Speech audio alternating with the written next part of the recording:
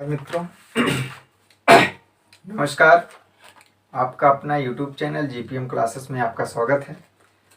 तो आज मैं बात करूंगा फिजिक्स क्लास 12 की। जो चैप्टर है विद्युत धारा है।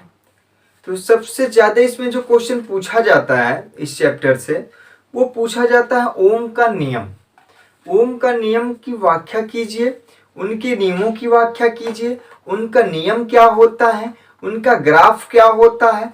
आज मैं इस पर बात करूंगा। यहाँ से आपका पूछा गया क्वेश्चन है ये, और ये क्वेश्चन जब आता है तो लॉन्ग क्वेश्चन में आता है तो आपको बहुत ज़्यादा नंबर देके जाता है। तो अगर आपको केवल यहाँ पे यूपी बोर्ड और सीबीएसई बोर्ड और जो हिंदी मीडियम वाले होंगे आज उन्हीं के लिए है ये। बाकी इंग्लिश मीडियम वाले अगर समझ सकते हैं तो वो बिल्कुल समझ सकते हैं, उनके लिए कोई दिक्कत नहीं होगा। लेकिन आज मैं सीधे बात करूंगा केवल हिंदी मीडियम वालों के लिए, यूपी बोर्ड क्लास 12 और सीबीएसई बोर्ड हिंदी मीडियम वाले जो भी 12th में हैं। इनका पेपर 24 से स्टार्ट है, 24 अप्रैल से स्टार्ट है। उनकी तैयारी बहुत तेज हो गया होगा, जैसे कि रोज एक एक दिन अब कम हो रहा है, तो वो लग जाएं। अगर अभी तक तैयारी में नहीं जुड़े हैं तो अभी में अब तैयारी में लग जाएं। वो रात दिन अब एक कर दें, उनके पास बहुत समय कम है। अब उनके पास यही है कुछ कर गुजरने का, इनके अंदर जुनून हो जाना चाहिए, क्योंकि अब समय बहुत कम है। तो आप लोग जुड़ जाइए। अगर क्लास 12 में अभी भी तैयारी नहीं कर रहे हैं तभी भी आपके पास 1 से 1.5 महीने हैं। अगर आज से आप जुड़ जाएंगे तब भी आपका 80% मार्क्स में लाने की कोशिश करूंगा। बस आप जुड़े रहिए हमारे channel YouTube channel GPM classes से। आपको सारे क्वेश्चन जो इम्पोर्टेंट क्वेश्चन है अब उन्हीं को हम देंगे, आपके पास लाएंगे, आपको उन्हीं को रिवीजन करते रहिएगा। आपका बार बार जो क्वेश्चन पूछा गया मैं वही बार बार क्वेश्चन आपको वही क्वेश्चन लाऊंगा जो सबसे ज़्यादा पूछा गया है, जिससे आप वही बार बार क्वेश्चन देखें और आपके दिमाग में बैठ जाए और अच्छे से पेपर आपका जाए। तो बस यही कोशिश रहेगा। न्यूमेरिकल के साथ हम सॉल्व करवाएंगे, एक एक टॉपिक की बात करेंगे। बस केवल अंत तक आप वीडियो देखिएगा। तो जैसे कि इसमें पूछा है कि ओम का नियम क्या होता है ये आपको पता होना चाहिए। ये कहाँ के थे, इन्होंने इनका नाम कब क्या है और ये कब खोज किया, आइए मैं इस पर बात करता हूँ। अच्छे से विस्तृत जानकारी इनमें मैं देता हूँ। जैसा कि आप लोग जानते हैं कि फिजिक्स विद्युत धारा ये मोस्ट इंपॉर्टेंट टॉपिक है आपका। तो ये आइए हम लोग टॉपिक पे बात करते हैं किस पर, विद्युत धारा।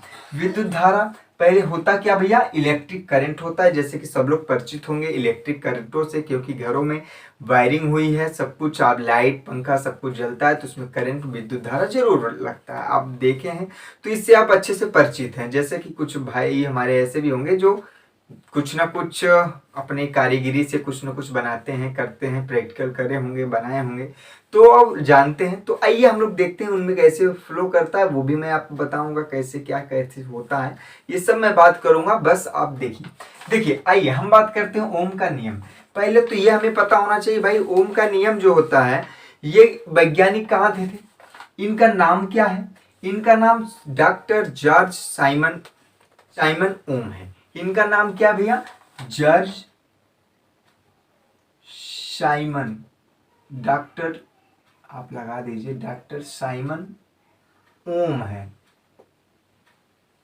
क्या है, जॉर्ज डॉक्टर साइमन ओम। ये कहां के थे भैया, ये जर्मन के थे। कहां के थे भैया, जर्मन के थे। और ये कब किया था, ये किया था 1826 में।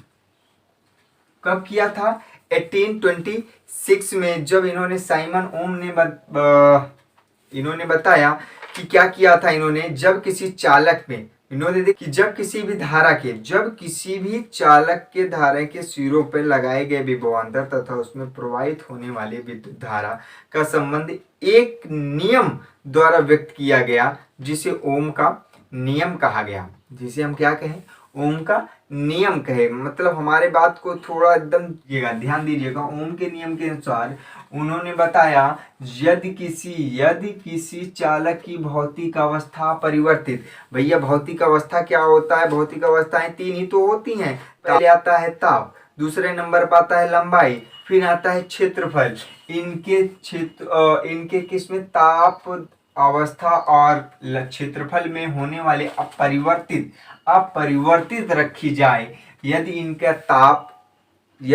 इनका ताप और लंबाई तथा क्षेत्रफल अपरिवर्तित रखी जाए, तब इनके सिरों पर लगाए गए विभवांतर, इनके सिरों के बीच लगाए गए क्या विभवांतर तथा उसमें प्रवाहित होने वाला धारा I का अनुपात नियत रहता है। भैया क्या रहता है? नियत रहता है, मतलब समान रहता है।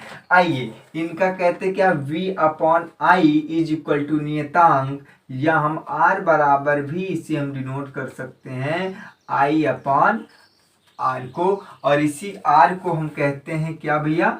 प्रतिरोध। क्या कहते हैं? प्रतिरोध कहते हैं। तो जैसे कि यहाँ पे हम कहते हैं नियतांक चालक का विद्युत प्रतिरोध होता है, यही नियतांक को ही हम कहते हैं। तो यही नियतांक जो होता है वो विद्युत प्रतिरोध कहते हैं, और इसे हम R से डिनोट करते हैं, जो कि हमने बता दिया है। तो आपको ये भी पता होना चाहिए कि 1 ओम वेरी वेरी इंपॉर्टेंट है, चाहे एयरफोर्स की तैयारी करेंगे या तो नेवी का देंगे या किसी भी एग्जाम कॉम्पिटिटिव एग्जाम में बैठेंगे जिसमें साइंस आता है, तो उसमें सबसे ज्यादा क्वेश्चन पूछा जाता है ओम के नियम का। सबसे ज्यादा तो पूछा जाएगा ये प्रतिरोध। भाई प्रतिरोध R बराबर होता क्या है? R बराबर V/I होता है। फिर ये ऑप्शन में आपके भी ऑब्जेक्टिव क्वेश्चन जो उसमें पूछे जाएंगे यही क्वेश्चन रहेगा।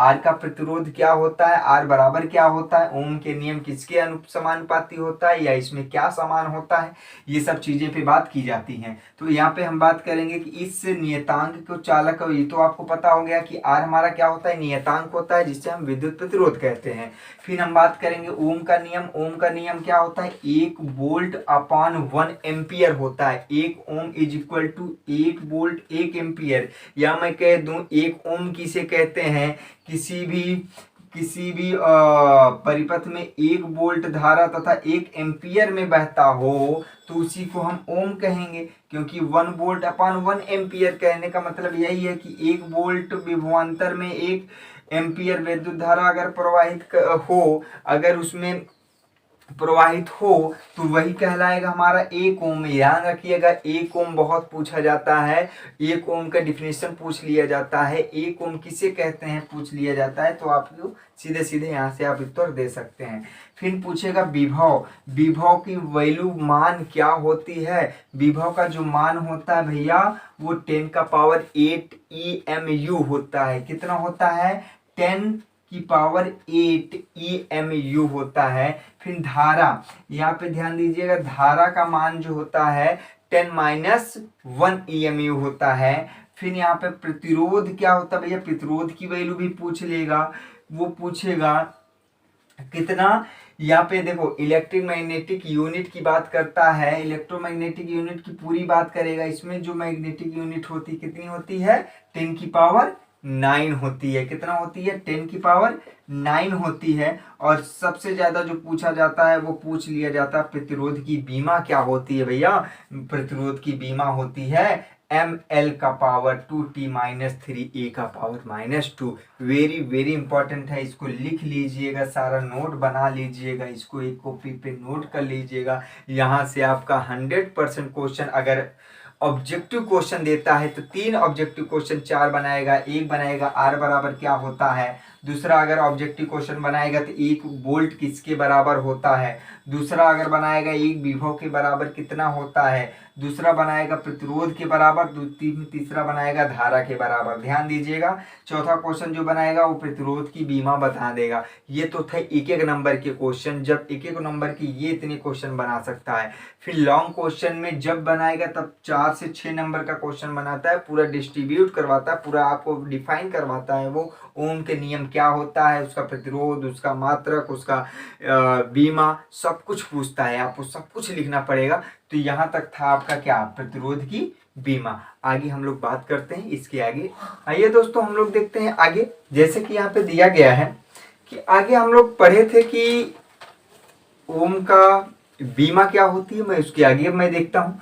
जैसा कि यहाँ पे दिया गया तो आप ध्यान दीजिएगा कि आगे दिया गया विद्युत प्रतिरोध किसी पदार्थ का वह गुण होता है जिसके कारण पदार्थ अपने भीतर में होने वाले प्रवाह का विरोध करता है। जैसे अब विरोध क्या करता है, यहाँ पे ध्यान देना, अतः V बराबर क्या होता है, आई आर होता है, या V बराबर आई आर, या R बराबर क्या होता है, V अपॉन आई, या V बराबर आई आर, या यही होता है V क्या होता है, समानुपाती होता है किसके, धारा के, किसके, धारा के।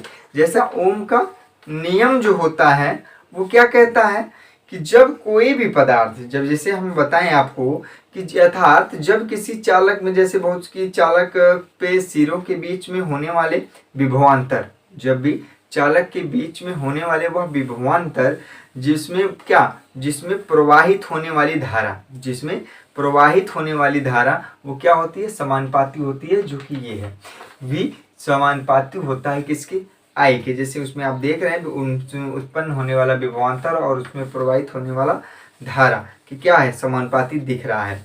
तो ये क्या होता है, इसकी भौतिक अवस्थाएं क्या होती हैं, अपरिवर्तित होती रहती हैं, क्या अपरिवर्तित रहें। अगर यदि इनकी भौतिक अवस्थाएं क्या हो जाए, परिवर्तित हो जाएं, तो क्या हुआ, यदि इनकी भौतिक अवस्थाएं अपरिवर्तित हो जाती है, यदि इनकी भौतिक अवस्थाएं क्या हो जाए, परिवर्तित हो जाती हैं, तब इनके विभवांतर जो V होता है ना, V पे जो प्रवाहित धारा I होता है कि मध्य खींचा गया जो ग्राफ होता है, ग्राफ से आइए हम लोग सीख लेते हैं कि क्या होता है, इस पर क्या प्रभाव पड़ता है। ध्यान दीजिएगा, जब भी कोई धातु के सापेक्ष जब बनाया जाता है, जब भी कोई RV = tan थीटा ये तब खींचा जाता है जब विभवांतर और विद्युत धारा के बीच में ये धातु की और थीटा की बात करता है। तो ध्यान दीजिए वही सत्य होता है। बाकी जो विभिन्न तापों पर जो भिन्न भिन्न जो टेम्परेचर पे सर्वाधिक नियम जो होता है ना, ये क्या होता है, ये ओम का नियम पे फॉलो नहीं हो पाता है, ये ओम का नियम फॉलो नहीं करता है। बस ओम का नियम यही बताता है कि चालकों पे क्या होता है, वो धातु के चालकों के लिए ये क्या होता है, सत्य होता है। बाकी कोई भी उसमें क्या होता है, वो ग्राफ हो नहीं पाता है। मतलब होने का मतलब ये होता है कि वो सर्वात्रिक नियम सत्य नहीं है।